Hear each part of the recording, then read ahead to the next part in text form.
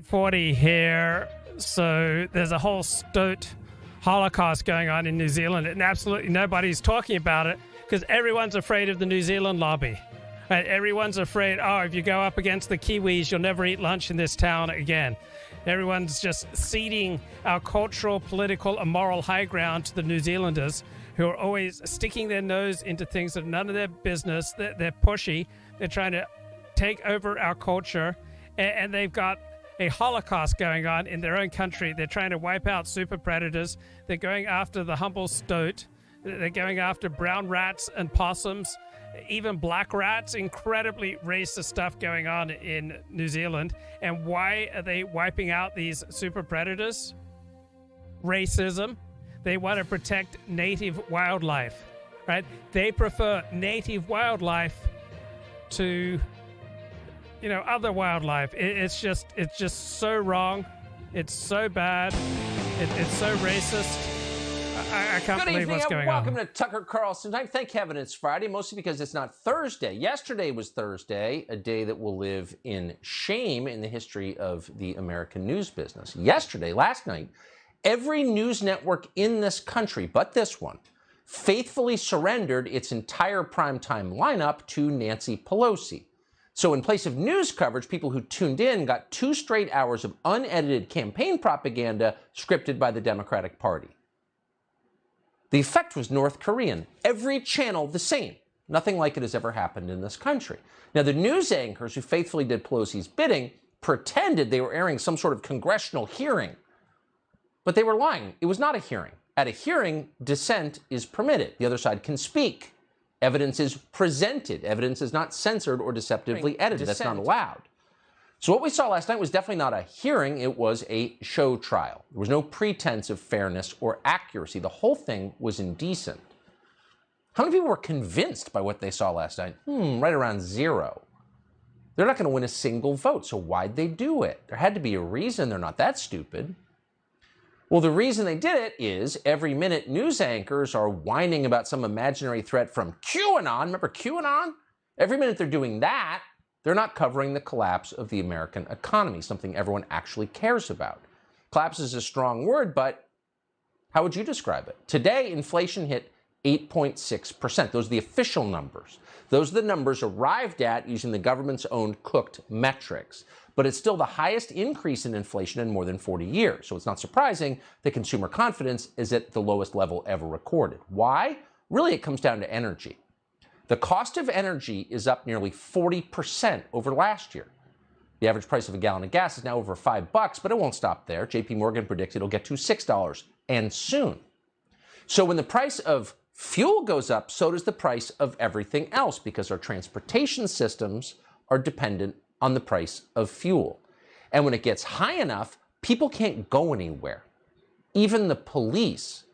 In Michigan, one department says it can no longer respond to emergency calls because the price of gas has gone too high. Quote, "We've exhausted what funds were budgeted for fuel with several months to go before the budget reset," said the sheriff of Isabella County on Tuesday. Quote, "I've instructed the deputies to attempt to manage whatever calls are acceptable over the phone." So enforcing the law over the phone. It sounds like a story from the third world, but that's America. It's Michigan. And it's just the beginning. A CNBC survey just found that 68% of corporate CFOs are predicting a recession soon. 0 chief financial officers surveyed by CNBC believed a recession could be avoided. All of them thought it was absolutely inevitable. What are the effects? Well, one of them is staples, food prices. They were already up 5% in December. They're now up more than 10% year over year. So when food becomes too expensive to buy, you have a crisis.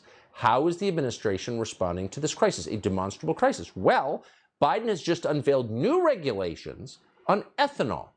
By the way, here's a really simple test if you want to know you're speaking to someone who understands anything about science or the environment.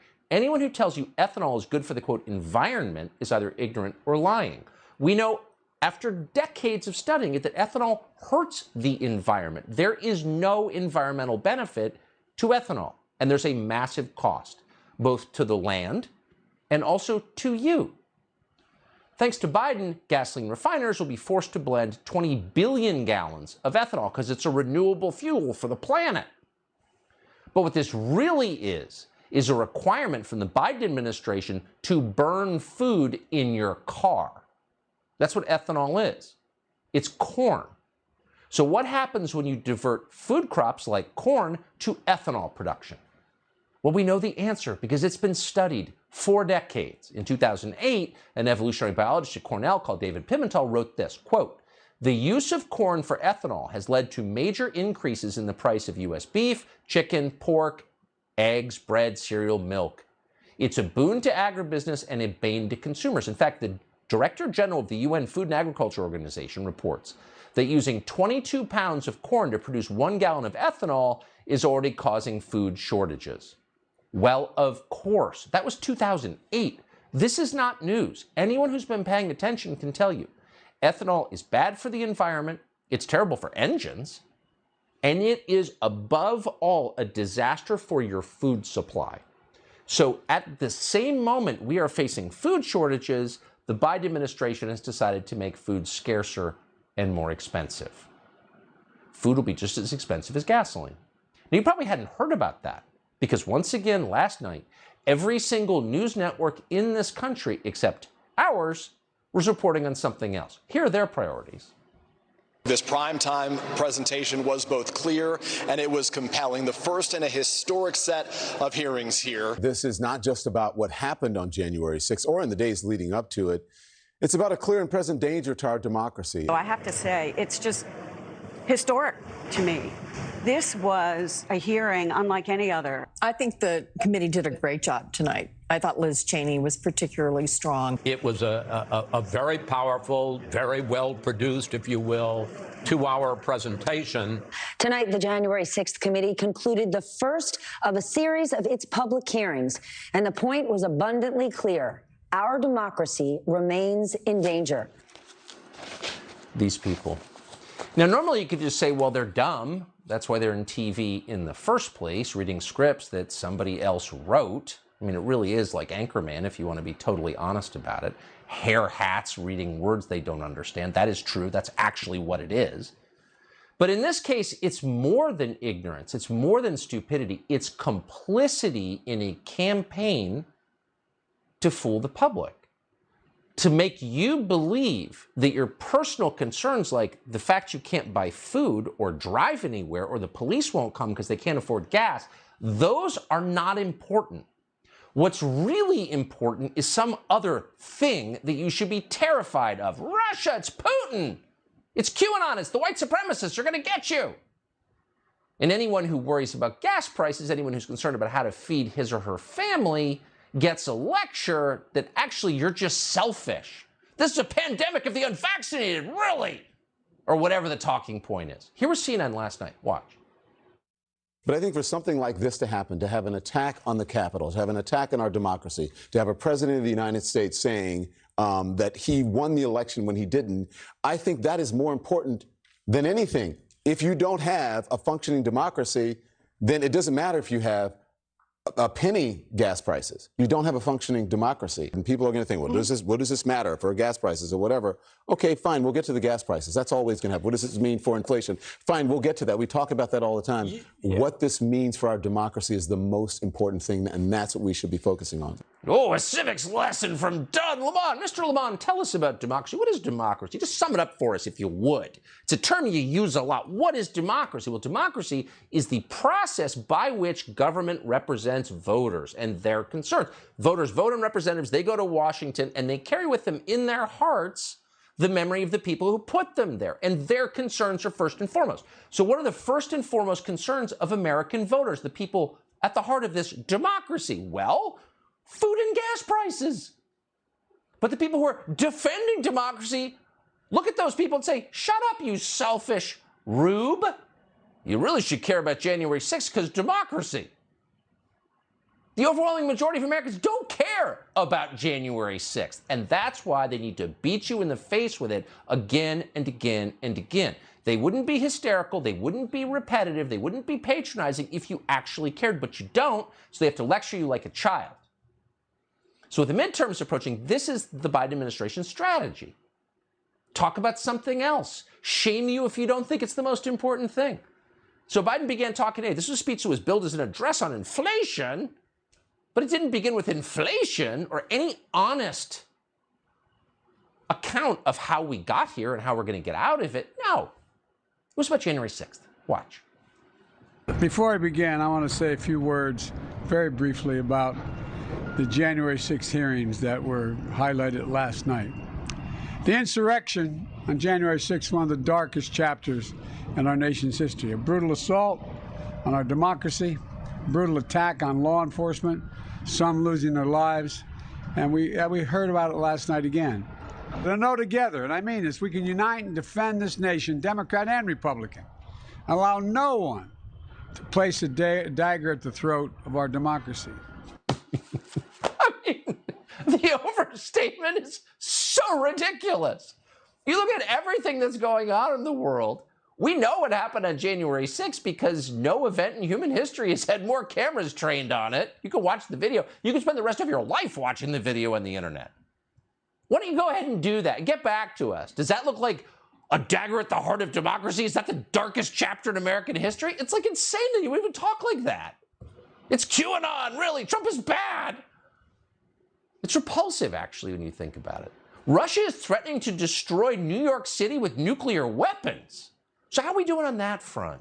Well, it turns out we're sourcing a critical component in our ammunition, not just small arms, but nuclear weapons from China. So at a moment, we're actually closer to war than at any time in your lifetime, at any time since 1945, since the big war ended. We're closer right now than at any time since then. And what are we doing about this? What's the State Department doing to fix the crisis in Eastern Europe? Well, they just announced this, they've hired a global equity ambassador. Oh, that'll fix it. Oh, more equity. This is nuts. It's like rearranging bookshelves by title as your house burns down. This is a species of mental illness. Everybody sees how fake this is. Nobody is convinced by it. It was just 2 years ago, live on television, summer of 2020, a mob of Biden voters tried to storm the White House. Do you remember this? They torched a church across the street. They attacked Secret Service officers. A mob called for the President of the United States to be lynched. He was taken to an underground bunker for his safety. We don't like to be hysterical, so we kind of downplayed it at the time. Probably shouldn't have. Maybe we should have been as hysterical as Joe Biden. This is Pearl Harbor. But that would have been lying, so we didn't. This is what our country's capital looked like at the time. Pretty good, man. Come on. Come on, man. You ain't gotta do this, man.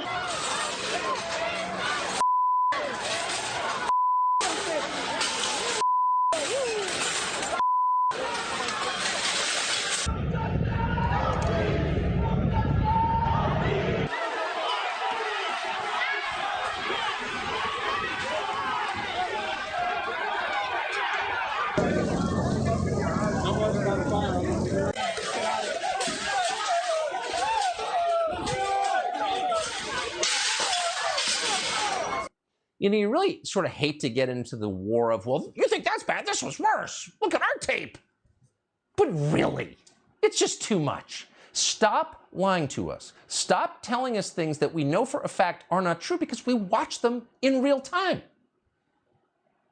You didn't hear anything about that last night, about similar riots that destroyed cities all over the United States. You didn't hear a single word. None of that was a dagger at the throat of our democracy. All of it happened in an election year with the aim of influencing the election. Unmentioned. You heard not one word about the guy who just tried to assassinate a Supreme Court justice at his home at the urging of the Senate Majority Leader. Can't talk about any of this. These topics, like the state of the U.S. economy, are now off limits. You have to pretend that January 6, 2021 remains the single worst thing ever to happen to America, even though not one living person really believes that. And if you don't say so, if you don't confess the one true faith in public, you'll be hurt. It just happened to an NFL coach called Jack Del Rio. He just learned this lesson. A completely Soviet moment. We've got more on that in just a minute. But first, take a few steps back. So this is a perverse arrangement, and you got to wonder who benefits. The Congress and the entirety of corporate media bury the actual problems facing the United States, pretend like they're not even happening. Why are they doing this, and who is getting rich from it? Inflation doesn't happen by accident. It's the product of choices. The inflation we're now living through was created on purpose. The United States government got to a place where the debt was too big. And the only answer was to inflate it away. If you are a major debt holder, the only way out for you is to make the money less valuable. And so they did this on purpose. They want inflation to skyrocket, of course, and continue to rise. You're not going to hear any of that from the professional commentators on cable news, but you will hear it from people who still have common sense, like this guy at a gas station the other day. Watch this. The economic jolt is not felt equally. A new Bank of America report found household credit card spending for fuel surged to 7.8% by the end of May, but a whopping 9.5% for families making under $50,000. They call it inflation, but somebody's pocket are getting inflated. We're the ones hurting down here, you know, the poor people. Okay.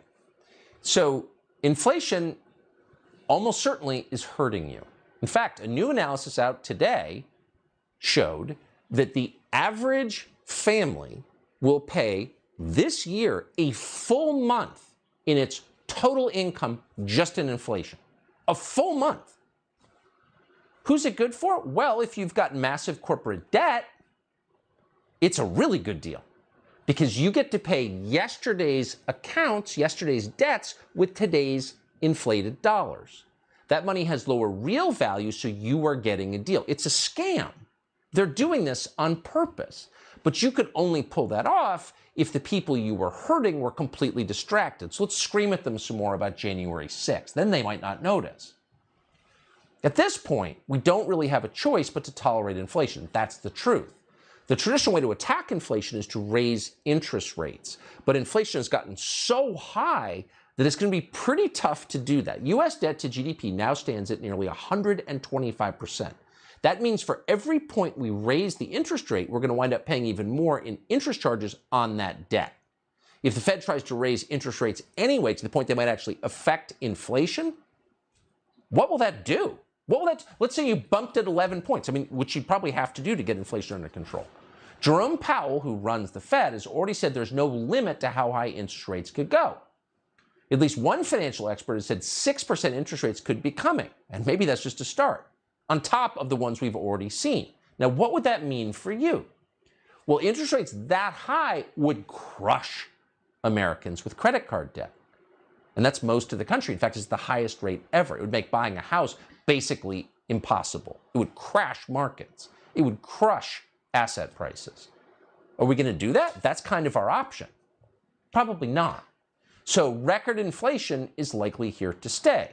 If you want to know why they're talking about January 6th in prime time, that's why. Brian Dean Wright is a former CIA officer. He is a Democrat. He joins us tonight. Brian, thanks so much for coming on.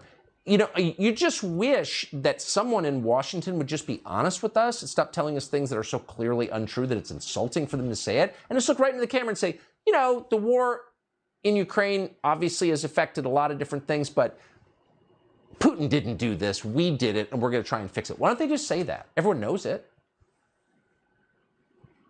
Yeah. Well, there are a lot of things that I think a lot of us are asking tonight. For instance, if we're going to have a thoughtful conversation about what's happening now and on January 6th, why aren't we talking about the number of FBI agents who were involved that day and the degree to which any of them encouraged criminality, encouraged riots? That's an important part of this conversation. We're not having it. Why is that? In the meantime, why aren't we talking about all the things that you just highlighted? Clearly, there's some big issues happening in this country. For instance, 100,000 dead Americans. You would think that that would get some people's attention in Washington, D.C. Those are the numbers of people who died last year because of drug overdoses, drugs coming from China and Mexico. The government of China knows where those drugs are coming from. They know the companies that are producing it. The Mexican government, they know the cartels that are producing this stuff. And in fact, the Mexican government is actually embedded in some of these cartels.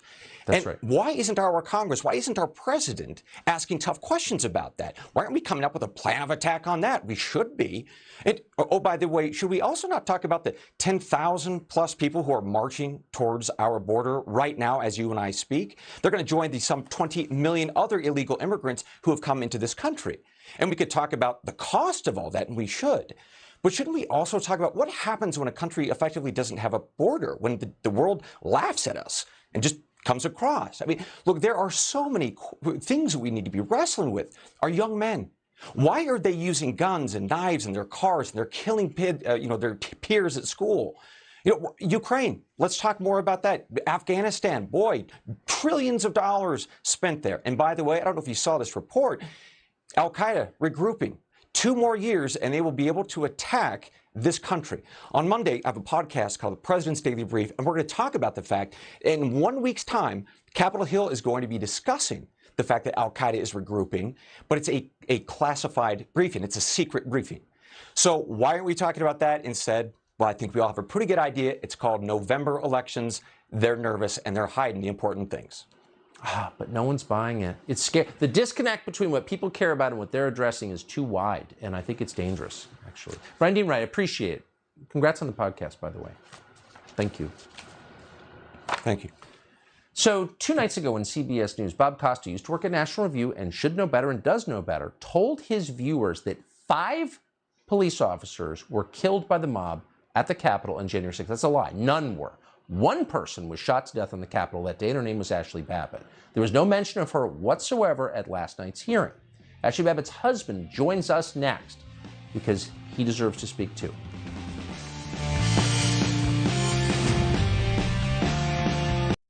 Okay, do you know what's going on in New Zealand? I mean, there's a genocide going on in New Zealand. No one's talking about it. Everyone thinks it's great that New Zealand is working on making the country predator-free. I mean, how racist is that? Isn't that just like Judenrein, Jew-free? I mean, is there really any difference? She's a kiwi bird, New Zealand's national symbol. This She's makes me also sick. Flightless. Absolutely sick. Along with other New Zealand bird species, they are Can you easy believe it? pickings for rats, stoats and predators, and many of these unique This is species are discrimination. now endangered. That's because historically, New Zealand was a bird haven, having split away from the ancient supercontinent called Gondwanaland before mammals I evolved. thought we got past this. So these little guys used to be dominant and had little to fear. But then, 800 years ago, that all changed. So Is he talking about Anglos here? I mean, is he just trying to prepare the way for some plan to get rid of Anglos? Because When that's what I'm humans picking up. arrived, they brought these terrestrial mammals that walk on 4 legs and hunt by smell. And that was something very new to our birds, which were used to being hunted by sight. And so when a bird freezes to avoid being This is another Holocaust. I mean, this is what Jews have suffered so many times. And let me just tell you, as a Jew, I'm just so much more morally sensitive than you are. I'm just so much more morally superior. When I converted to Orthodox Judaism, I got this whole moral sensitivity kit along with a money lending kit. It was awesome. So I'm reading this new book on Jacob Taubes, Professor of Apocalypse. Let me tell you about what was going on in Switzerland, right? Do you even know about the precarious position of Swiss Jewry? So Jews in Switzerland in the 1930s, they were few in number. They were far less prominent in Swiss life than were their counterparts in Germany, Austria, France. And guess what? The Swiss were committed to keeping it that way. All right? Even in Zurich, it had the largest concentration of Jews. They only made up 1.7% of the population, compared to 10% in cities like Berlin and Vienna. Think about how much more prosperous and lively, and more vibrant Zurich could have been with a 10% Jewish population, or a 40%, or a 70%, or a 90% Jewish population. I mean, that place would have been totally rocking. So there are only 20,000 Jews across the entire country. I mean, how racist is that? Jews constitute less than 0.5% of the Swedish population, and only half of those possess Swiss citizenship. The rest were classified. Guess how they were classified? As foreigners. So Switzerland was sparing and granting citizenship rights, especially to Jews, and especially to Jews of Eastern European origin. All right? I mean, how racist is that? So in 1894, the Swiss government banned the kosher slaughter of meat, ostensibly on the grounds of animal protection, and you got other countries doing the same thing now, banning kosher slaughtering. But we really know what's going on. They want to discourage the ongoing migration of Jews into the country and prefer native people to Jewish immigrants, just like they're trying to prefer in New Zealand, like native forms of life compared to immigration life. Like, who's to say that one type of bird is better than another type of bird? Like, what makes like natives superior to those who feel in their heart that they're really New Zealanders? I'm totally sick of the way that the New Zealand lobby is completely distorting public discourse in this country. They dominate our foreign policy. Our whole foreign policy is distorted because of the New Zealand lobby. I mean, we were attacked on 9/11 by Al Qaeda in primary reason because of the New Zealand lobby, and everyone's too frightened to say anything about it. Like this genocidal regime that's trying to make its country predator free, and they're trying to tell us, you know, how we should speak and how we should behave, and they're trying to censor us, and people who speak out against the New Zealand lobby, right, they get their careers squashed. I mean, there's a whole New Zealand lobby organization that goes around and they find anyone who speaks out, like college students who speak out against the New Zealand lobby, well, they just destroy their careers. The New Zealand lobby is so influential in hiring. People are afraid that they won't be able to get jobs if they stand up to the New Zealand lobby. Don't be afraid. Insurrection is when people with guns try to overthrow the government. Not a single person in the crowd on January 6th was found to be carrying a firearm. Not one. And only one person that day was killed with a firearm. It was an unarmed woman, an Air Force veteran called Ashli Babbitt, a little over 5 feet tall, no weapon whatsoever, no threat whatsoever, and she was shot in the neck. Now, the man who shot her was a Capitol Hill police officer called Mike Bird, the same Mike Bird who had left a loaded Glock in the men's room at the Capitol but somehow wasn't fired. Leaving a loaded weapon in a men's room, if you're a cop, that's a deal killer. But this guy kept his job. How? He later admitted, Mike Bird did, that he knew that Ashli Babbitt likely didn't have a weapon, that she wasn't really a threat. So if you were investigating what happened that day, you'd ask, well, wait, why did he shoot someone he knew did not pose a deadly threat to him? But no one ever investigated that. And during the proceedings last night, and we checked, Ashli Babbitt's name was not mentioned a single time. So what's the message of that? Aaron Babbitt was her husband. He joins us tonight. Aaron, thank you very much for coming on. Once again, we're so sorry about what happened. Your wife did not deserve to be shot to death by Mike Bird. But the fact that she wasn't even mentioned at a hearing about January 6th, what message do you think that sent? Honestly, I wasn't surprised, Tucker. I mean, I had no intentions of watching it in the first place, but we can go back, 7, 8 months ago. I mean, a lot of people don't know this, but a sitting member on that panel, Adam Kinzinger, publicly donated to Michael Bird's GoFundMe. He gave him $200 and then he boasts about it on his own Twitter. And then we can go back to last week where I was listening to Mayor Giuliani's radio show. And when he was getting questioned by them, he straight up asked them, "Are you going to talk about Ashli Babbitt?" And he said everybody just blankly stared at him, looked down, and looked like they were following a fly around the room. So I knew they weren't going to be talking about Ashli at this thing. But to shoot an unarmed woman is so immoral and so dishonorable for a man to do that. How could you ever encourage that? I mean, what would you be if you would encourage that? Aren't you really saying anyone who disagrees with me should be killed? Well, I truly believe in my heart that they know it's murder. So I mean, they can't admit to it, so they have to just bypass it and blow by it and just act like it never happened. Did Kinzinger call you? Did Lindsey Graham, who encouraged the Capitol Police to shoot more Trump voters, has anyone ever called you and said, we disagree, but I'm really sorry that your wife was shot in the neck and killed? No, I've never received a call from anybody from Congress. I mean, we do have members of Congress that are openly helping us and championing us, but I've not received any phone calls regarding the death of my wife other than January 6th. Darrell Issa called me that night. So we've got new evidence, or evidence has come out subsequent to January 6th that shows that your wife not only was not posing a threat, but was preventing others from posing a threat. Can you characterize that for us? I mean, it appears to me that way.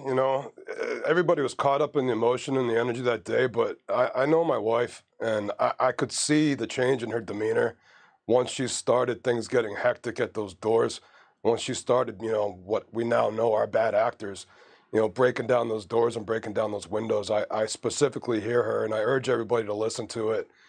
She's yelling at them to stop. No, don't wait. And I can see the agitation on her. the police move, and it turned chaotic and very confusing for somebody that was not there causing violence. Yeah. Well, it'd be interesting to have members of Congress, Liz Cheney, Adam Kinzinger, Lindsey Graham, come on and explain how many other unarmed women should be shot to death because they have the wrong politics. I would be really interested to hear them. In the meantime, we appreciate your coming on tonight. Aaron Babbitt, thank you very much. Absolutely. Thank you, Tucker. Speaking of stories that matter, that are undercovered, scientists have discovered mysterious and powerful radio signals coming from deep space. Whoa! Whoa! And why are they trying to keep the UFOs from us? Like the UFOs just want to come here on a mission of radical love and inclusion, and our elite are keeping us from knowing what these powerful signals from outer space are really teaching us. But let me go back to all the racism going on in Switzerland. All right, so in 1894, the Swiss government banned the kosher slaughter of meat, right, to discourage the ongoing migration of Jews to their country, and that's still going on in countries today. Countries think, oh, it's A-OK, we'll ban kosher meat slaughtering on the grounds of, oh, we care about animals, but we know what's really going on. You're trying to keep Jews out of your country. And then these regulations just keep getting tighter and tighter. All right. In 1912, the canton of Zurich enacted regulations to block the granting of citizenship to Jews from Eastern Europe. And by 1930s, Jews were required to show residency in the country for 20 years before they could apply for citizenship. And the quota of Jews permitted to receive the status of citizen was set at 12 per annum for all of Switzerland. All right. So keep that in mind as you see what New Zealand is doing. It just makes it even easier for a rat or a cat to smell it and walk up to it. So that's really the dilemma we're in, and that these birds are so vulnerable to these introduced mammal species. New Zealand's government is now working to implement a radical plan to make the country completely predator-free by 2050. It hopes to achieve it with the help of technology like this. Wow. Like, what would happen if I ran on a platform for public office in this country saying I wanted to make this country predator-free by 2050? You know how I'd be denounced by the news media? A resetting trap that will kill off pesky predators. This is how it works. And an animal comes in from below. This is installed, set onto a tree. Animal comes up from underneath and activates a little trigger, and that sets in motion a little striker that comes across and hits them in the back of the head. The animal falls out, and the trap resets itself. It's just like a gas chamber. It does that 24 times. It's just like Auschwitz. But these plans have been ruffling some feathers. I mean, what can I say? You want me to sit back and say, oh, first they came for the stoat, and I wasn't a stoat. So I just ignored it. And then they came for the possums, and I wasn't a possum, so I did nothing. Then they came for the weasels, and I wasn't a weasel, so I did nothing. Then they came for the brown rats, and I wasn't a brown rat, and so I did nothing.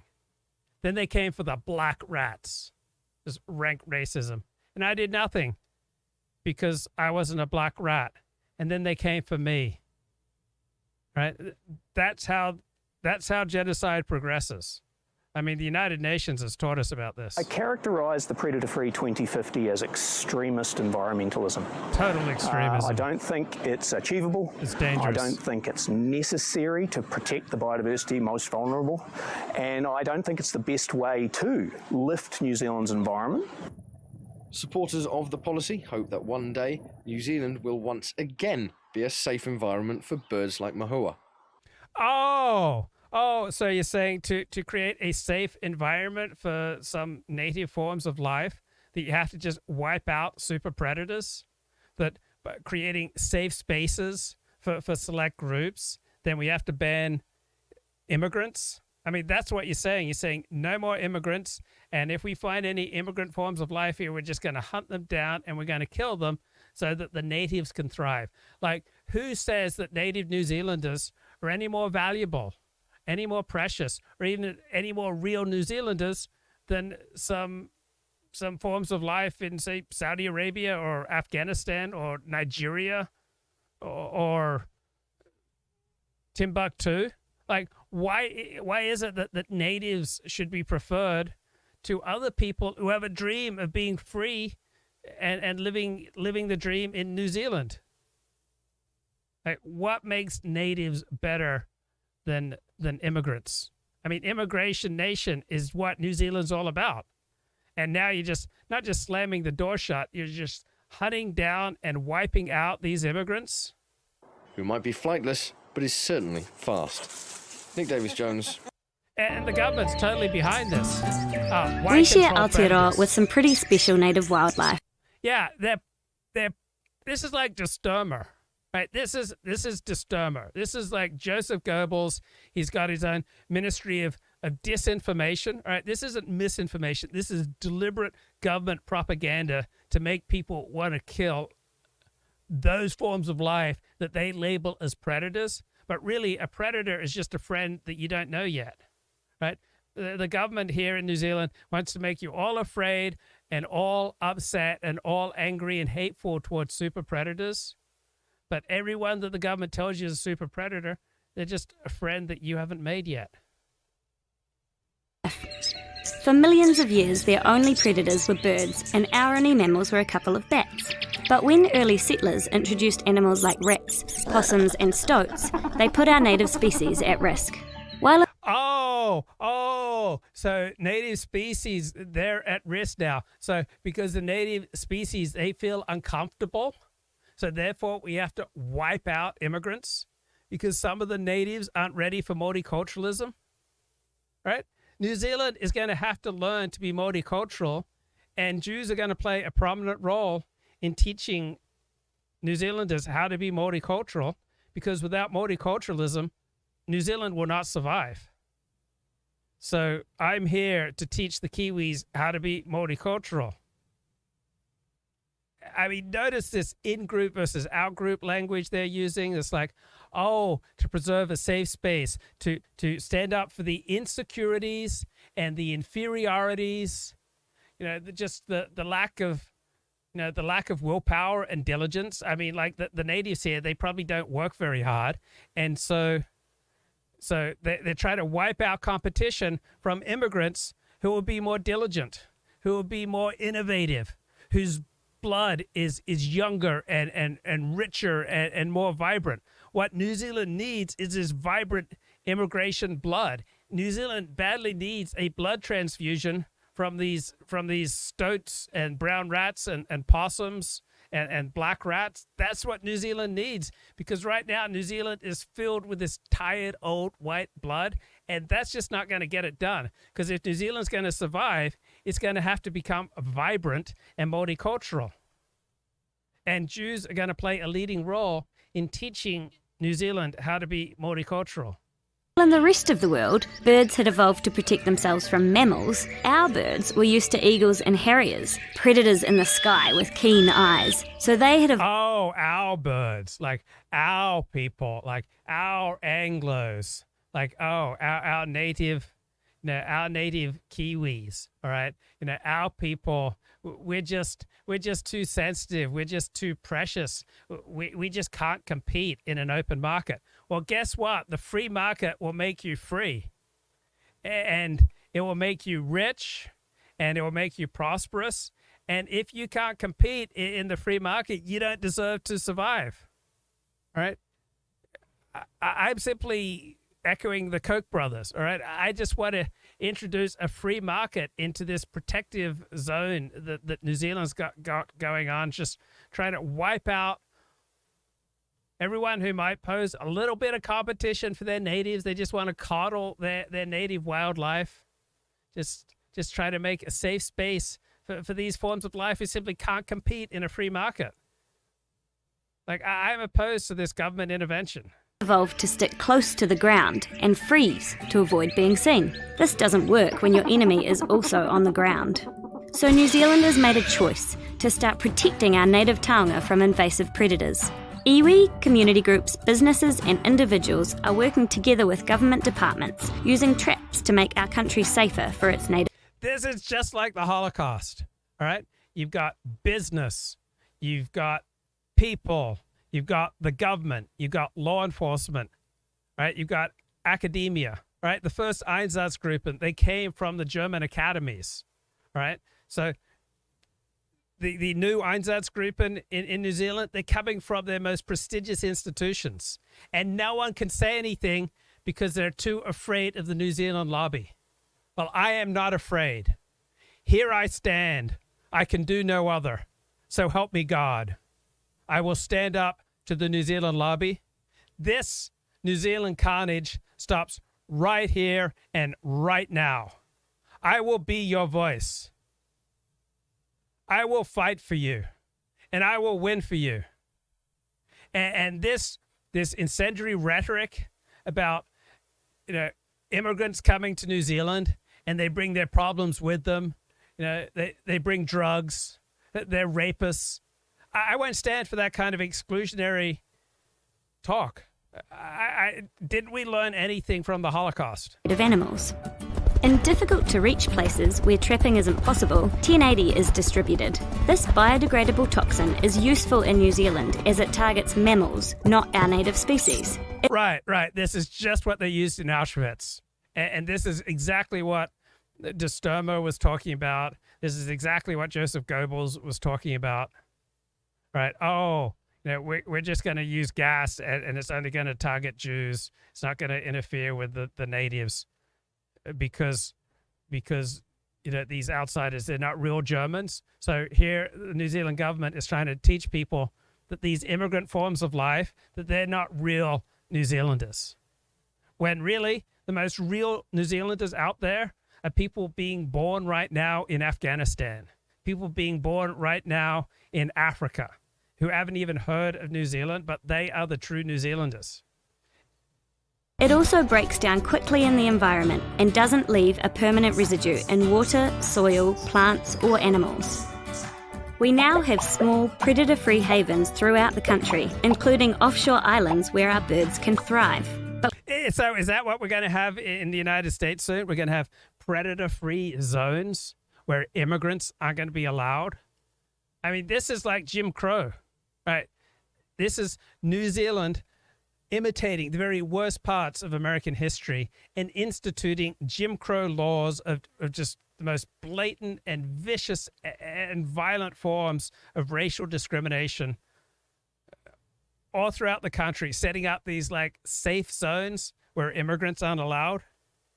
But we can't stop now. Lots of our creatures still aren't safe from predators. We want to create a new New Zealand, a safe, predator-free sanctuary for our I know what you're saying when you say predator-free.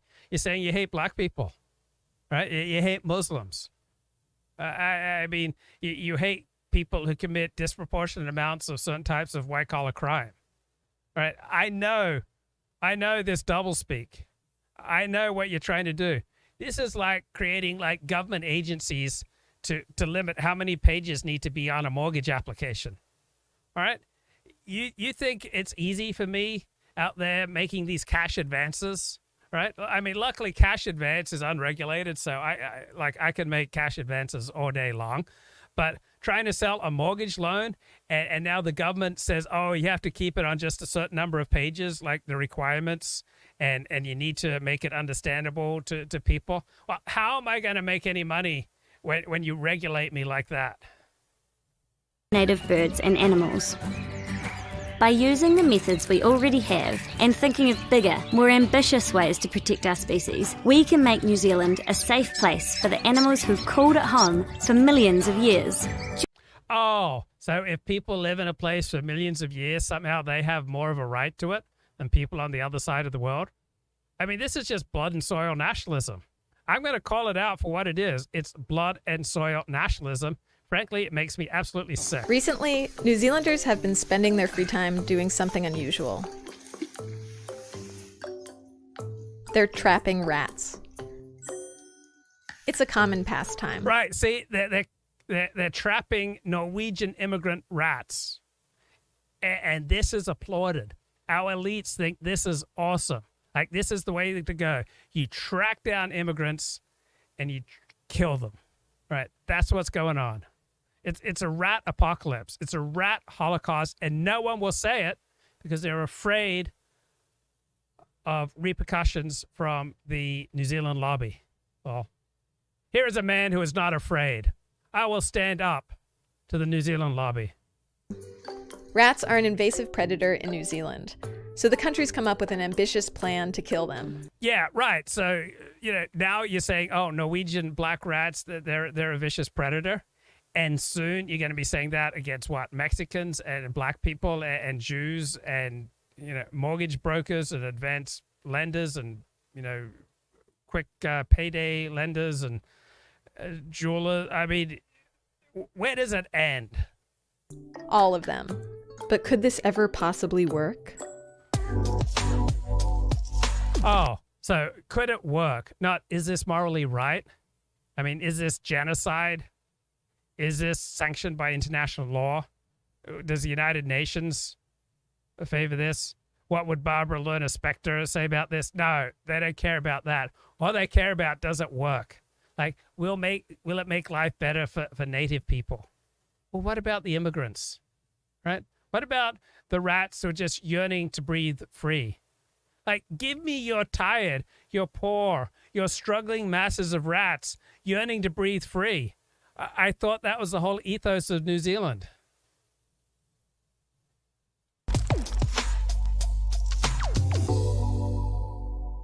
Rat apocalypse. The rats that were introduced to New Zealand are just the rats that we're all familiar with. They have extraordinary senses of smell, of touch. They are incredibly resourceful, which is partly why they're a problem.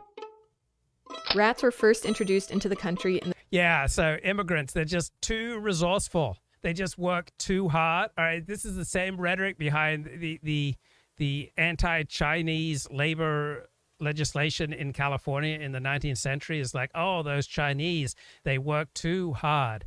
They're too resourceful. They outcompete the natives. We can't have that. We need to have government intervention to artificially manipulate the labor supply.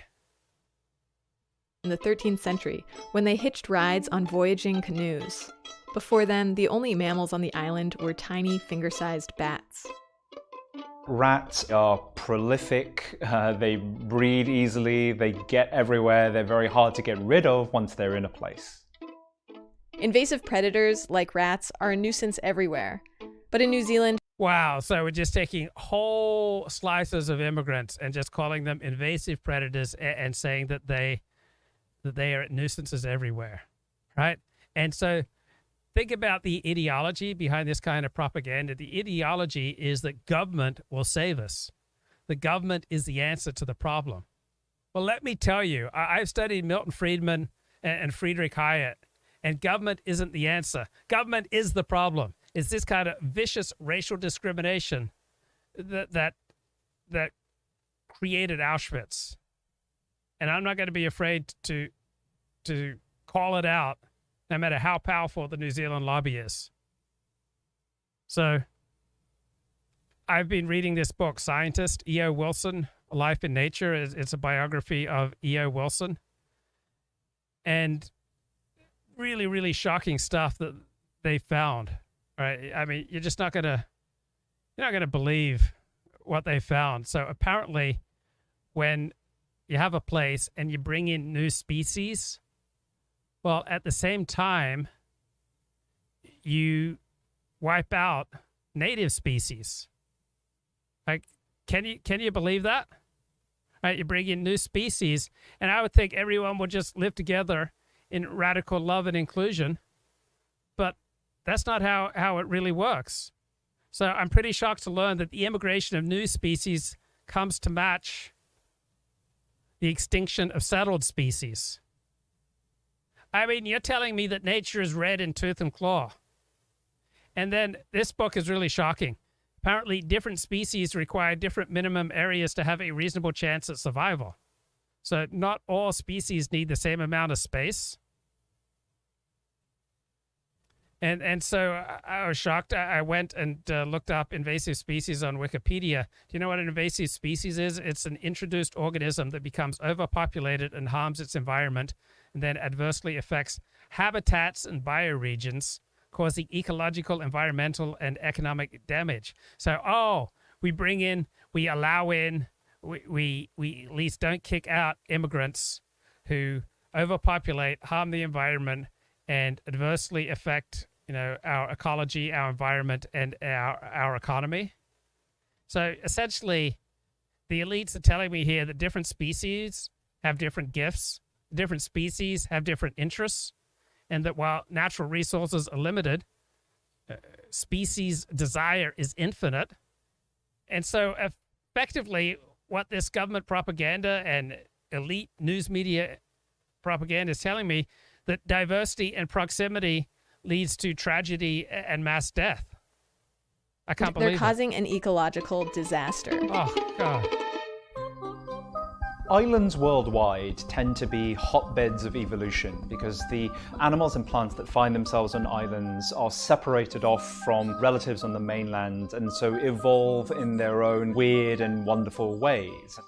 The bird life in New Zealand became incredibly diverse. They are also, because of their history, exquisitely vulnerable. They are, many of them, flightless, which means it's very hard for them to escape or to run away. Well, why don't they Remember, learn how to these fly? birds evolved without mammalian predators. Why can't they Many just of them learn to don't exist fly? anywhere else in the world. Now they're... All right, so you've got immigrant birds. They know how to fly. Well, if you want to compete, why don't you just learn how to fly?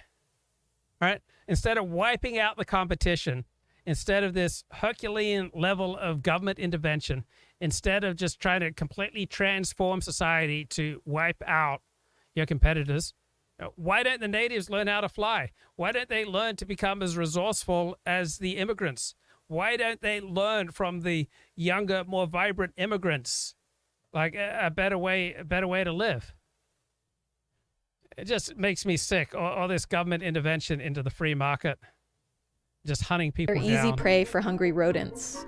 They have wiped out around a quarter of New Zealand's native bird species. The worry is that if the rat problem is not addressed, many more of these unique species are going to go. Right. So now it's the rat problem, and 70 years ago it was the Jewish question.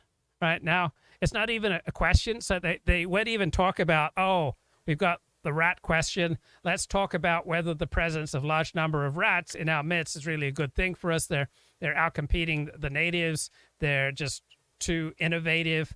They have all these skills that the natives don't have, so they're just wiping out our native middle class. They're seizing control of the means of production. They're dominating the various professions, and so we just got to get rid of these immigrants. I mean, this is a slippery slope to Auschwitz.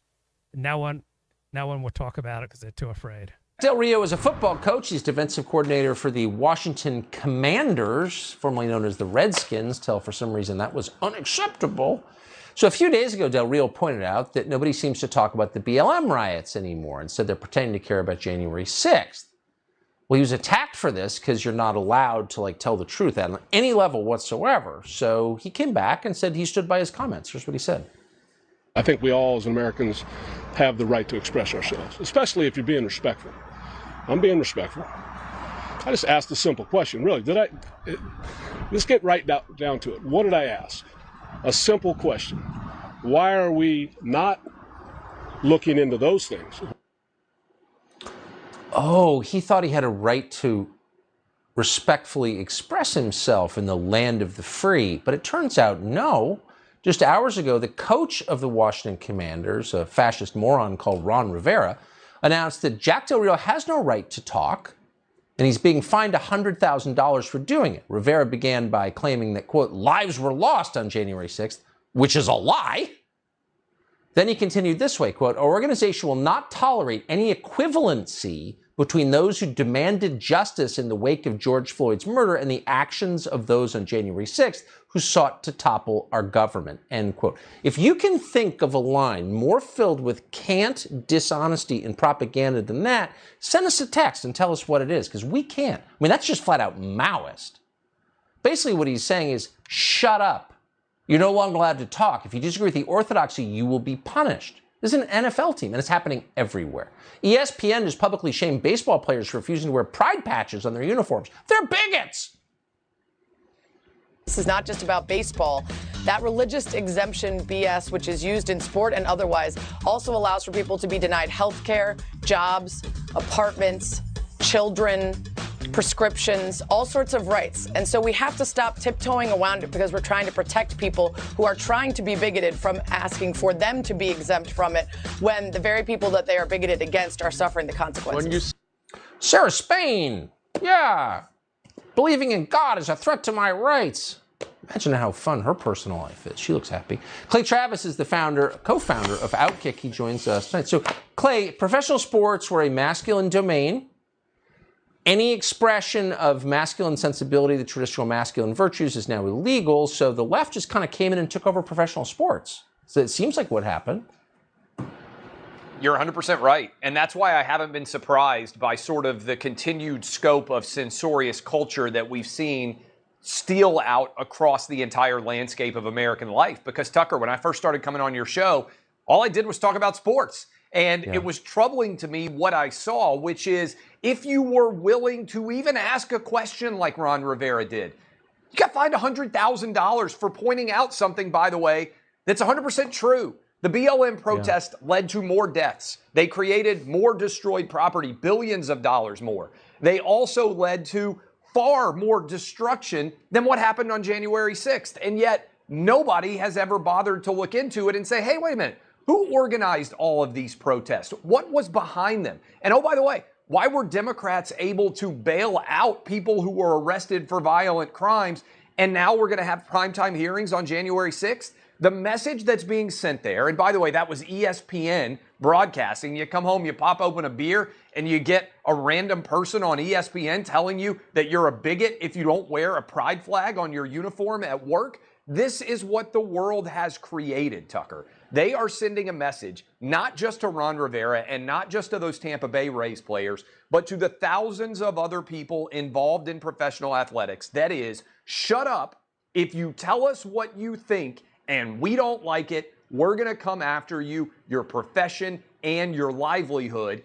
And this is what has spread from sports to everywhere else. Tucker, sports media is more liberal than the political media because without Outkick, there wouldn't even hardly be anybody in the world of sports saying, wait a minute, maybe Ron Rivera is entitled to his opinion. And without Fox News, there wouldn't really be this in the world of politics either. It's crazy where we are. I'm blown away. When I saw this news come out, I couldn't believe it. What? So the statement from the Redskins was so Stalinist. Yes. That you have to wonder about the owner, Dan Snyder, who's, I don't think he's crazy. Why would he put up with that?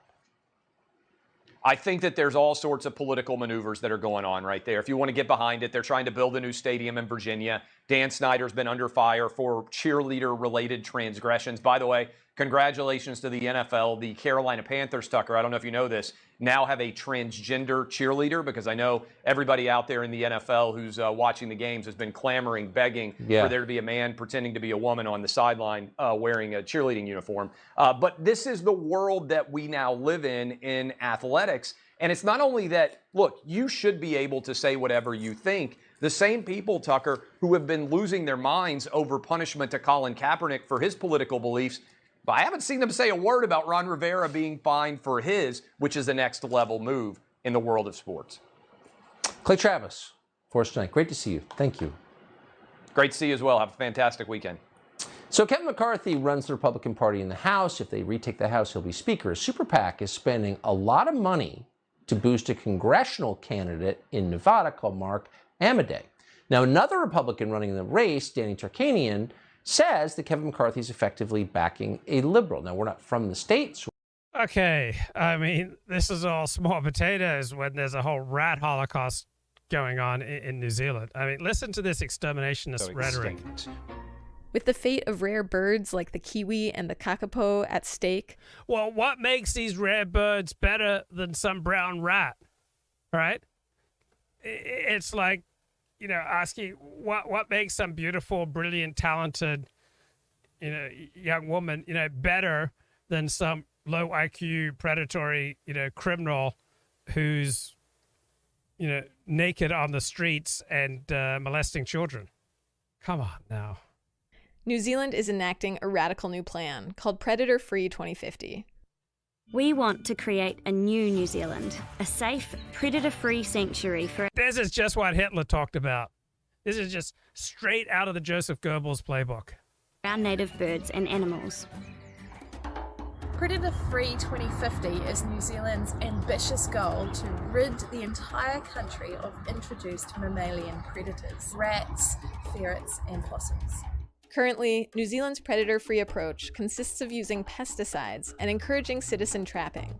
I mean, this is like the worst rhetoric of Donald Trump times 10. But they have a lot of ground to cover. The largest success story ever for rat eradication has been Macquarie Island in Australia, which is 50 square miles. Now, New Zealand is 2,000 times that size. It's huge. The idea of doing that across an entire country still just seems like such a monumental task. You need to... And you notice, like, the news media is cheering on this rat holocaust. So just remember this, right? First they came for the stoat, and you weren't a stoat, so you did nothing. Then they came for the possum, and you weren't a possum, so you did nothing. Right? Then they came for the brown rats, and you weren't a brown rat, so you did nothing. Then they came for the black rats, and you weren't a black rat, so you did nothing. Be dropping poisons about the place. They're you dropping need to be poison. Scouring Scouring. acres of land, looking Hunting for them down, signs of rats. trying to kill them. In addition to these grassroots measures, they're considering a revolutionary new technique. A technique for editing DNA. This is eugenics, right? This is eugenics. This is straight out of Hitler's Germany, which he borrowed from the eugenic practices of the United States. I mean, soon they're going to tell me that, like, oh, 3 generations of rats, that's enough, right? It combines with a technology called gene drives. Gene drives are still in the experimental stage. In simple terms, the tech... Okay, so we're going to alter the genes of rats so that they don't outcompete, the natives, because the natives are just so precious. They can't face any competition, and they're just too lazy to learn how to fly. Technology implants a specific gene into one generation and ensures its rapid spread. You could imagine, for example, spreading a gene through populations of mosquitoes to make them sterile, or, in this case... This is just what Julius Streicher just talked about, right? This is straight out of De Sturmer, and no one's willing to take on the New Zealand lobby. Through populations of rats to make them infertile. Makes me sick. If this strategy succeeds, it could be applied in other ecosystems and help endangered species rebound around the world. But it's incredibly risky. I mean, this exterminationist rhetoric, it comes straight out of the Bible. So I'm reading this book on Jacob Taubes, and his bar mitzvah portion was Shabbat Zachor, the Sabbath of Remembrance. And this is what he chanted, all right? Remember what Amalek did to you on your journey after you left Egypt. How undeterred by fear of God, he surprised you on the march when you were famished and weary, cut down all the stragglers in your rear, right? You could just apply this to rats. Remember what the black rats did to you on your journey. Or you could just apply this to eucalyptus trees. Like, remember what the eucalypti did to you. Therefore, when the Lord your God grants you safety from all your enemies around you in the land that the Lord your God is giving you as a hereditary portion, you shall blot out the memory of the eucalypti from under heaven. Do not forget. Then in his Haftorah portion, the portion from the prophets from 1 Samuel 15, the prophet commands King Saul, thus says the Lord, I am exacting the penalty for what Amalek / eucalypti / black rats did to you, for the assault he made upon you on the road. Now go attack Amalek, eucalypti, black rats, proscribe all that belongs to him, spare no one, but kill alike men and women, infants and sucklings. It's just horrifying genocidal rhetoric. A few chapters earlier in Deuteronomy chapter 20, verses 15 to 18, God demands a similar wiping out of the 7 peoples of the land of Israel.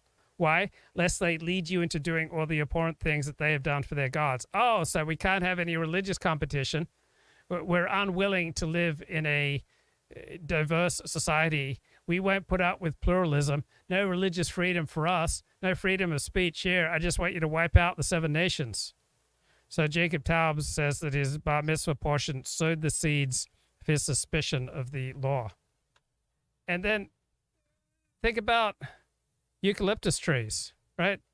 Think about the problems that some people are seeing with eucalyptus trees, and so they want to severely limit the growth of eucalyptus trees. They want to discriminate against eucalypti. Okay, down off Saratoga Creek, we've got a large blue gum that has died. It's actually got a little bit of sucker growth coming back.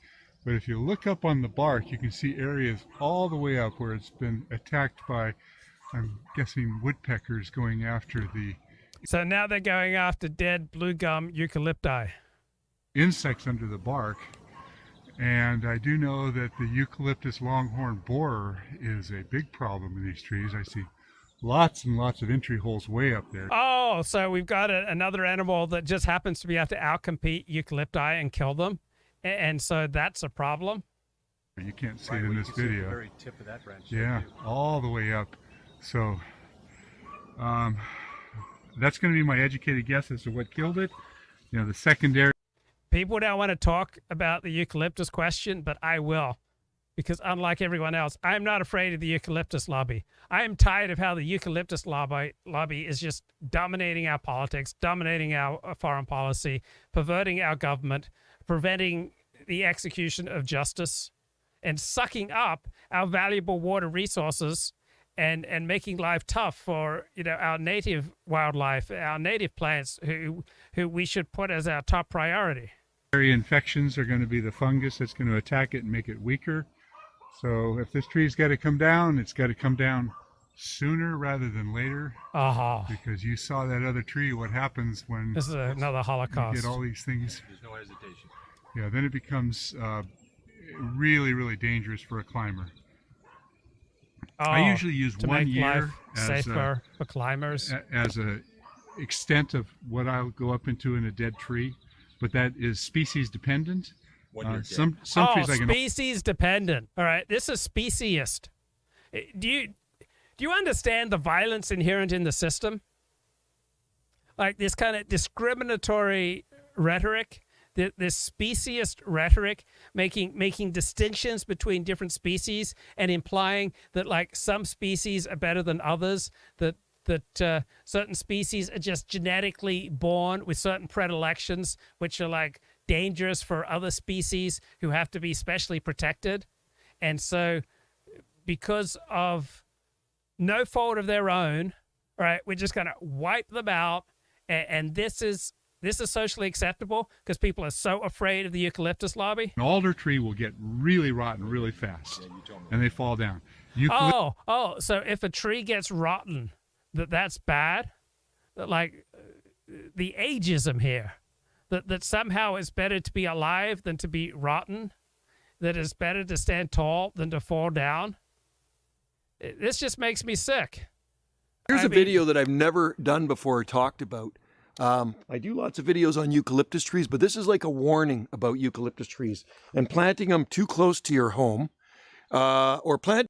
Oh, this is like, you know, anti-sex offender rhetoric. Oh, we can't have sex offenders too close to our homes or our schools. We can't have homeless people near our homes and our schools. All right. We need to keep bad people. We need to segregate them from the rest of society and put them in prisons. Right. What this guy wants to do is take eucalypti and put them in plant prison. And everyone thinks, oh, this is okay. It's the most rank speciesism. Planting them over top of your favorite plants, kind of like these favorite plants. So see right there, that's eucalyptus. Okay, so he's about to tell you that eucalypti are going to outcompete the native plants, and therefore the native plants, they need discrimination, they need government intervention, right? They need the heavy hand of government to come in and regulate and limit the use of these vibrant, you know, immigration trees, who just so happen to be outcompeting the natives who are just too lazy, that their blood is too tired, they're just too old and stuck in their ways. I mean, the eucalyptus trees are incredibly innovative. It's firewood. And that's actually from a branch that came off the tree. Look at the size of that branch. That is massive. I'll put my foot by it so you can see. That's just a branch. Oh, so this species, just because it's big and strong and vibrant, and sucking up a lot of water, and just because it can, you know, get caught on fire, that somehow it's not worthy to play with our native plants, that we need to discriminate. This is like Jim Crow all over again, but against eucalypti. right? This is like what he wants to institute is separate drinking fountains for eucalyptus trees, right? Oh, we got to keep, these dangerous immigrant eucalypti, we got to keep them away from our vital bodily fluids, right? We can't let them suck on our essential fluids, on our native water supply, right? Because they'll just outcompete the native plants for water. So no, we need them to go use a different water fountain, right? This is just Jim Crow for plants. This is Jim Crow for trees. It makes me sick, and no one will stand up because they're too damn afraid of the eucalyptus lobby, who have seized the high ground of our biggest universities, our most prestigious magazines. They run our movie studios. They run our TV networks. They dominate our courts. They're like an infestation, and no one will stand up and say the problem is the eucalyptus, right? I am willing to name the eucalypti. Who among you is willing to name the eucalypti? I'm willing to say that we have a eucalyptus infestation problem in our midst. And when you walk down the street and you see a eucalyptus tree, do you think, oh, that's an American? That's a real American there. That's a real Californian there. That's just like a total native Los Angelino. No, they are not one of us. They are foreign to us, right? They are not of our blood and soil. They are strangers among us who just clothe themselves to look like other trees. Like we're just another species, no big deal, bro.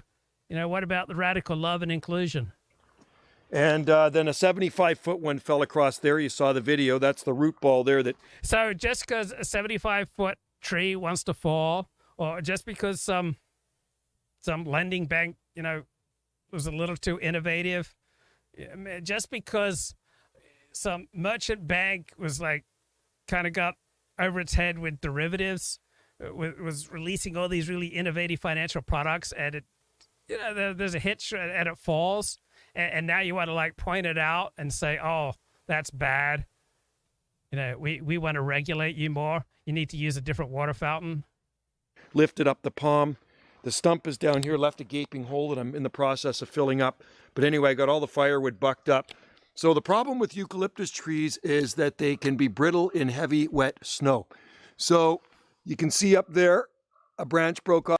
Okay, so guess what? Not everyone is equally supple. I mean, I'm a 56-year-old man, and I would say I'm probably in the top 1% of suppleness for 56-year-old men, because I do the Alexander technique. Well, not all eucalypti do the Alexander technique, but if they were simply instructed, if the government would fund Alexander technique education for eucalypti, we wouldn't have this problem. They wouldn't be so brittle. They wouldn't be falling down all over the place. They would sway. Right, they would sway with the wind and the snow and the rain and the earthquakes. Right, they would be all brittle and stiff. Right, when you're stiff and brittle in your body, you'll be brittle and stiff in your thinking and in your emotions. Right, these trees simply need Alexander technique lessons, and I'd be willing to provide these lessons at a very reasonable price. That's the big one right there that I've sawed up with a chainsaw, and then another one busted off right there. And another one broke off up there. These are 100 feet tall. So if I had my way again, planting eucalyptus trees, I wouldn't plant them so close to the house. Our house is here. Oh, we got to keep the eucalypti away from our homes, guys. I'm not anti-eucalypti. I just don't want them near my home. I have no problem with eucalypti. I just don't want them going to my school. I have no problem with eucalypti. I just don't want them in my town or in my community or in my country. But I have no abstract problem with eucalypti. I just don't want them close to me. Here, and we've taken a few of these out, and I think we're talking about actually getting these cut down. Oh God, this is how cut down low. The And if you get Holocaust them cut started. down low, we'll get them cut down to about here. Right. They want to go after little baby eucalypti who've never hurt anyone. All right, eucalypti that are 6 months old, just absolutely adorable. That just kind of gaze up in your eyes. All right, look, every garden needs a eucalypti. Every grove needs eucalypti. Every plant needs a eucalyptus watching over it and competing with it for water. Competition makes everybody better. You can never have too many eucalypti. Like, I'm all about the free market. Free the eucalypti. Let the eucalypti bang and burn and explode. I say, let 1,000 eucalypti bloom. Huh. Eucalyptus cucks. I don't fear the eucalyptus lobby. I am not afraid of the eucalypti mafia. Right, you're telling me, oh, the eucalypti mafia, they run this town. You'll never eat lunch in this town again after this video. Yeah, they've threatened to cancel me. Well, they don't do this to me. I am so mad at these people. I am so mad. Right, I'm coming back here 1,000 times if I have to. They don't do this to me. My ancestors enslaved those little pieces of trees. They don't do this to me. We're going to ritualistically humiliate them. These little shoots eaten by koala bears, well, they get ruled by people like me. We're going to destroy spiritually these invasive trees. We're just going to wreck this town. All right. I mean, that's the kind of hatred that I'm so opposed to. They'll resprout back again. They will regrow again, and keep them small. I'm going to cut those. We've had those ones cut down and they're resprouted back again. I'm going to have to cut them again. But the eucalyptus lobby has stalked me for years. I remember a few years ago, I came out of my home at 3 a.m. I had a lot of work to do that day, and there was someone going through my trash, like trying to find incriminating material. When I came out of my home, they saw me. They just like ran off, jumped into their SUV, you know, took off at a high rate of knots. So I know what it's like to be stalked by this lobby. What can I say? Here I stand, I can do no other, so help me God. Right? You can live your whole life on your knees, or you can live perhaps just one day on your feet, and you can stand up to the eucalyptus lobby. these have to go, because if they drop branches, they're going to damage the house. And they are getting so big, these things. I grew them all from seed. So we've had several cut down over the years for firewood. We've had this one cut down. And we got it cut down low enough. It never actually came back, thank goodness. And then those ones are sprouting back again. But I'm going to take the pruners. I'm going to cut the top off of those. But these guys are very dangerous trees close to your buildings. And the roots are surface roots. Look, I know what you're thinking. You know, batter my heart, O eucalypti, for you as yet, but knock, breathe, shine, and seek to mend, that I may rise and stand. Overthrow me, bend your force to break, blow, burn, and make me new. I, like an usurped town, to another do, labor to admit you, but oh, to no end. Reason your viceroy in me should defend, but is captive, proves weak or untrue, yet dearly I love you, and would be loved fain, but am betrothed unto your enemy. Divorce me, untie me, or break that knot again. Take me to you, imprison me, for I, except you enthrall me, shall never be free, nor ever chaste, except you ravish me. Oh, wait, that's the latest poem from Milo Yiannopoulos. Whoops. Right? So they could wreck a foundation. These are far enough away, and there's a lot of rock in here. They're not making it. All this negative stuff about eucalyptus, and it just makes me sick. Like people saying, "Oh, eucalyptus catch fire," and that's bad. Yeah, exactly. Yeah,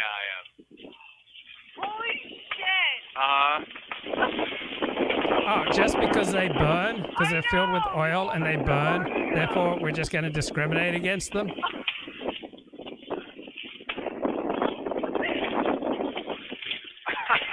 Like, just because they burn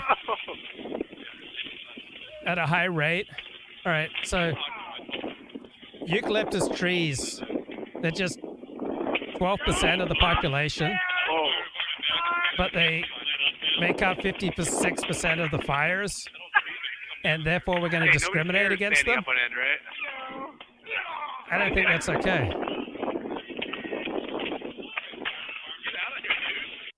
Yeah, there's been, you know, a little bit of... Skydrone 5 giving us a bird's eye view of a grove of eucalyptus trees in the South Bay. The non-native tree grows all over the Bay Area, and they pose a real risk when it comes to wildfires. KPIX 5-7 feeling on a new wild... Oh, so just because they commit an unusual number of fires, that's because of the discrimination that they have faced. It's because of what society has done to them. Society has told them that, you know, you should feel bad because you're committing so many fires, right? they have experienced so much hatred from the time they were just little shoots. They've experienced discrimination. They've been spat upon, and a lot of other people like to pet them, just run their fingers, over their bark as though it's okay. And so after hundreds and hundreds of years of slavery, now the eucalypti are finally living free, and people want to destroy them. Wildfire raising new questions about these trees. Devin? Yeah, eucalyptus trees and eucalyptus groves are everywhere in California. And because of their highly flammable nature, even a quarter century after the Oakland Hills fire, the efforts to remove... Oh, you're just fine? You said you're just fine with the eucalypti tree, but you don't want them marrying your daughter? I mean, you don't have anything against eucalypti, but you don't want them marrying into your family, right? You're a bigot, right? You say, oh, that wood smells nice when it's burned. Right, that's what people used to say around Auschwitz. Makes me sick. Move or thin them have been decidedly mixed. Do you know why eucalypti are so dominant? All right, because they tend to live in urban centers and they have above average IQs.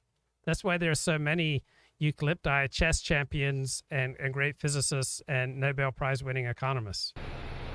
The eucalyptus tree has a high oil content. Planted by the... They're committing the essentialist fallacy, that there is something essential to eucalypti, when, as we all know, eucalypti simply respond to circumstance and situation. There's nothing essentially oily about a eucalyptus tree, right?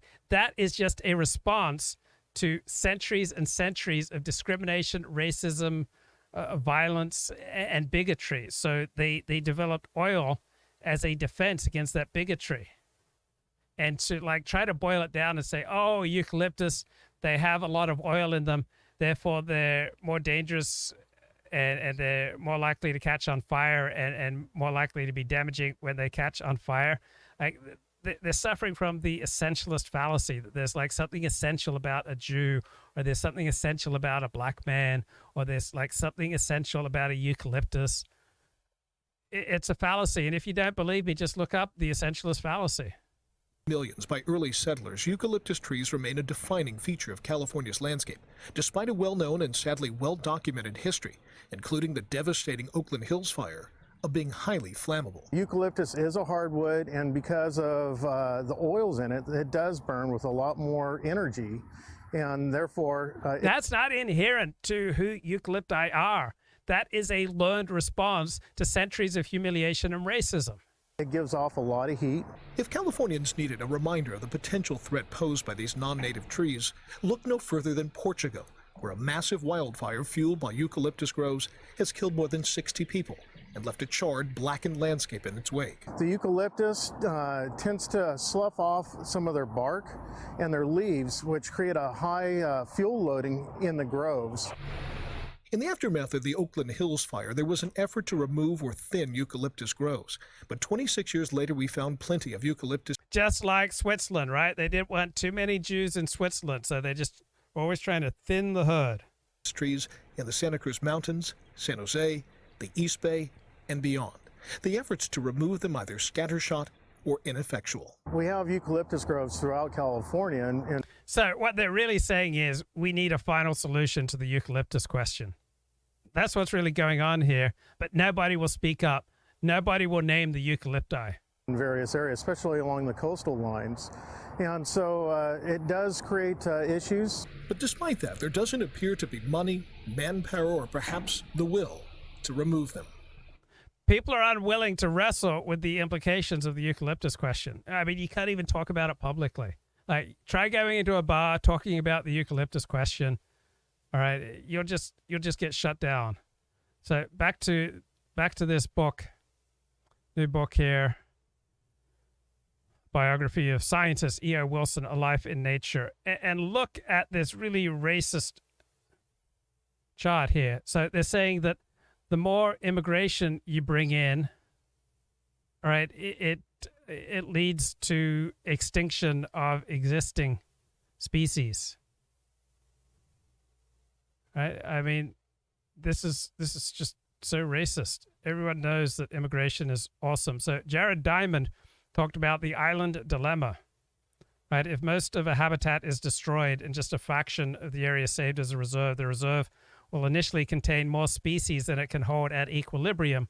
So the excess number of species will gradually go extinct. The smaller the reserve, the higher will be the extinction rates. Different species require different minimum areas to have a reasonable chance of survival. Different species require different minimal areas to have a reasonable chance of survival. I mean, that just sounds so racist. Right? There's nothing essentially different about by any species, right? Species learn to fly, or they learn to bite people simply as a reaction to the educational system and to our criminal justice system. Right? Every species at heart just wants to live and to love, just like you and me. Now, it's important to start every day on a healthy note. I realize I've been a bit of a downer, raising some very painful issues today, but I like to start every day on a healthy note. And recently I've been checking in with the Center for Healthy Sex. So I've been checking in on their YouTube page on and off for about a decade. And so I really like to start my days with the Mirror of Intimacy webinar with Alex Katehakis. And I thought this one is just awesome. It's on actions. Button below, so you never miss a post. And if you like this, don't forget to give this video a thumbs up. You can also keep up with what we're doing by following me on Instagram at Alex Katehakis and at Center for Healthy Sex. So our quote today is from Ann Dillard, and she writes, "How we spend our days is, of course, how we spend our lives. What we do with this hour and that one is what we are doing." And I really think that's a beautiful quote. And you probably know I like repeating the quotes and break them down. But how we spend our days is, of course, how we spend our lives. So how are you spending your days right now? We're just coming out of this pandemic, hopefully. And when we think back on the last 2 years and how we spent our days, the days just melded into days. And oftentimes people made reference to the movie Groundhog Day because it was the same day, day in and day out. And that was how we were spending our lives. And I think it's easier to see that when we're stopped, when we're not doing anything, when we're forced into this place of sitting still, if you will. And then she breaks it down into this: what we do with this hour and that one is what we are doing. What we do with this hour and that one is what we are doing. So what are we doing every day? This speaks to being present, I believe, to really being present with each and every hour of the day. And I always notice on Sundays how quickly the day goes by, how short an 8-hour span actually is. And then I think about what happens during the work week and how much gets crammed into that simple 8-hour day. And we actually become what we're doing. And we can start to become very small in the what of what we're doing, because it doesn't really define all of who we are. It just becomes one aspect or one note of what we're doing. And so we start to outgrow people. We start to outgrow our jobs. We start to outgrow our clothes and places, because what we do every hour is what we're doing. And the way we spend our days is what ends up being the way we spend our lives. So how does this relate then to the term action and actions? And when I think of the word action, I think about the director's call and the stage is perfectly set. The actors are in place, everything's ready to go. And everyone's awaiting the perfect scene to take place. But life is not like a movie, right? Life is not perfectly aligned and everything's in order before we take action in our lives and make things happen. In fact, when we're waiting for action. So this is just a great seminar, Mirror of Intimacy webinar on actions. Highly recommended by 40 here. Okay. So this is what's going on with the New York Times. Right? New Zealand's biodiversity crisis prompts extreme measures. And the media is just all on board with this. They think this is great. A few years ago, the nation vowed to rid itself of most imported predators. But now some people are asking if that goal is feasible or worth what it will cost. Well, what about asking, is it good? Why not just allow people to compete on the free market? So you've got all these kiwis going to absurd lengths just to kill one stoat, right? Just because native birds, lizards, and bats, evolved in New Zealand with an absence of mammalian predators. Well, why can't the native birds, lizards, and bats, develop their own protection? Why can't they learn to live and to love these immigrant newcomers?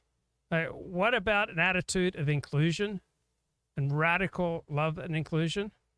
So yeah, many of New Zealand's most iconic native creatures are flightless. Well, why can't they just learn to fly? Right? So yeah, they're defenseless against predators like stoats, but isn't the whole term predator, isn't that judgmental? I mean, is that really who we are as Americans, as New Zealanders, as Anglos, as just people? I mean, we're just going to label whole groups, whole species predators? Like, oh, listen to this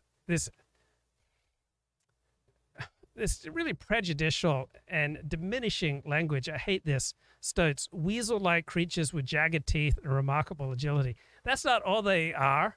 They're also poets. I mean, they're also rappers. I mean, they're incredible athletes. They're sensitive, nurturing mothers and social workers, right? So the stoats were introduced to New Zealand in the 19th century to control rabbits. Yeah, just like Karl Rove and our elites, wanted to introduce more and more Hispanic immigration to control some, native predators, right? So 4,000 of New Zealand's native species are classified as at risk or threatened. Right? It's the highest proportion of threatened native species in the world. Why don't these native species? Why don't they just learn to compete? Why don't they just grow up, drop their prejudice, and welcome the so-called predators into their midst? They'll be so much better off if they learn to live and to love their predators, right? Instead of thinking about your predator as a predator, as a rapist, or as a killer, just think about them as a friend you haven't made yet. Like all these New Zealanders, like they've laid 6,000 traps and poison stations in just 3 miles of the peninsula. And each is regularly checked, requiring dozens of paid staff members and local volunteers. Why not use those resources to re-educate the immigrants to behave better? So you got all these activists hunting down predators. So domesticated cats, all right? Domesticated cats, they kill, but they're politically untouchable. So some species, like domesticated cats, they kill millions of birds, but we can't do anything about domesticated cats because they're politically untouchable, right? So the government in New Zealand committed in 2016 to eliminating most non-native predators by 2050. I mean, imagine if we did that in this country. Many of our species give our country its sense of identity. At risk is our very sense of nationhood, says New Zealand's conservation minister. That is just bigotry. That's racism. Many of our species give our country its sense of identity. Why can't you get your sense of identity from Afghans or from immigrants from Africa? Why do you even need a sense of identity? Why can't just the world be your sense of identity? Why can't an attitude of love and inclusion and radical openness, why can't that be your sense of identity? Why can't your sense of identity be that you love to be ravished, right? Why can't your sense of identity be, oh, I want immigrants to come in to knock, breathe, shine, and mend me? I want immigrants to bend me over. I want immigrants to use their force to break, blow, burn, and make me new, right? Why don't we make our identity that we're going to labor to admit you into our midst, right?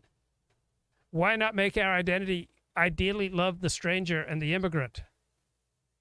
And I'm willing to marry my enemy. Why don't we say to the immigrant, take me to you, imprison me, For I, except that you enthrall me, never shall be free, nor ever chaste, except you ravish me. Why don't we say to the immigrants, come here and ravish me. Come here and imprison me. Come here and enthrall me. Come here and break, blow, burn, and make me new. Come here and rise over me. Come here and stand over me. Come here and overthrow me. Come here and bend me to your will. Make me labor to admit you. Right? Why not make an identity around that? Gosh. Really sad that people want like some kind of specific identity for their nation and their people. Their very sense of nationhood is on the line here. I mean, how weak and pathetic here.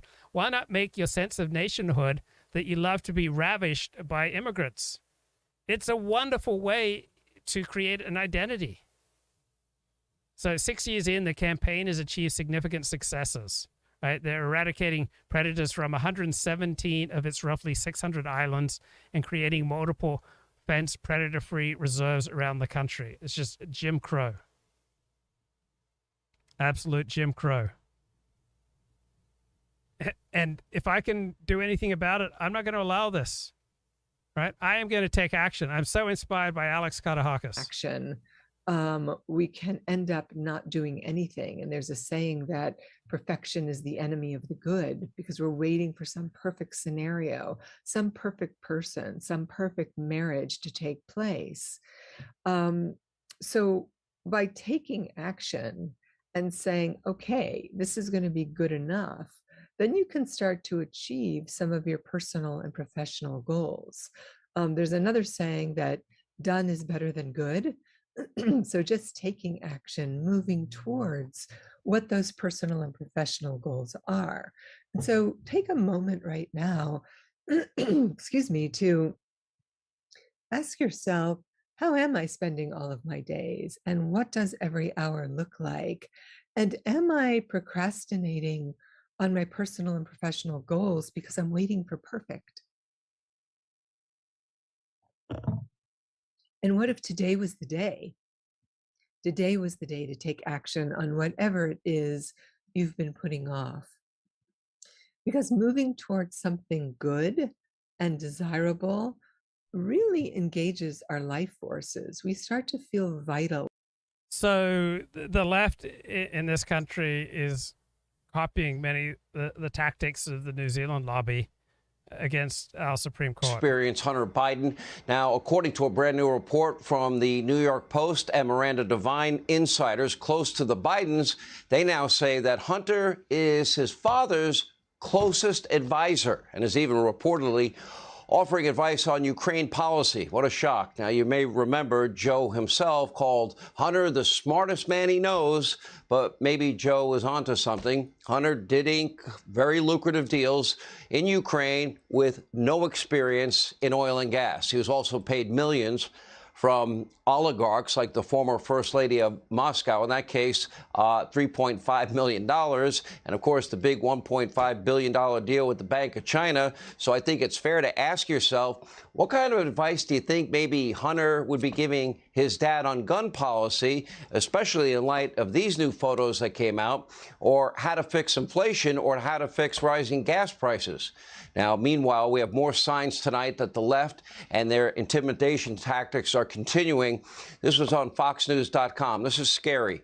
One left-wing group that's called Ruth Sent Us. They're now publishing details about the children of Supreme Court Justice Amy Coney Barrett. This on the heels of a would-be assassin in the case of Justice Kavanaugh. Here with a reaction to all of it. She's the co-host of The Five. Our friend, Judge Jeanine Pirro, is with us. Let's start with the second story first.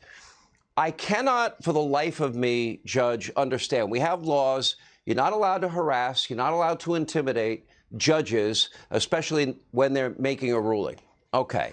We had the tacit approval of Jen Psaki and the Biden administration as far as these protests goes, the doxing of the justices. Now we've got not only a would-be assassin, now we're targeting, they're giving out the name of the school of this justice's kids and the church where they say she goes to every single day. Now, that to me is an invitation to hurt or kill a justice. Your thoughts? Well, there's no question, and that's the reason, Sean, that the Congress and the president, not this one certainly, passed Section 1507 of the United States Code, Section 1507, to protect Supreme Court justices and all judges in a situation where people are protesting or parading in an effort to influence them.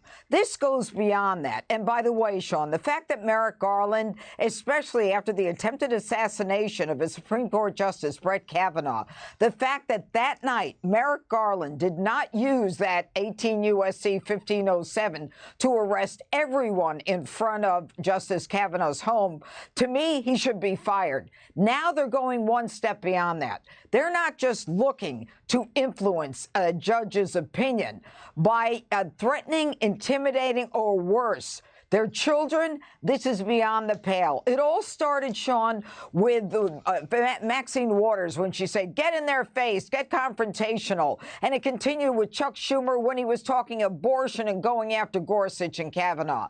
These people on the left know that they're not going to be accountable. But when you go after children, and I was a public official with children and they had protection, not so much because of them, but because people wanted to get to me through my children.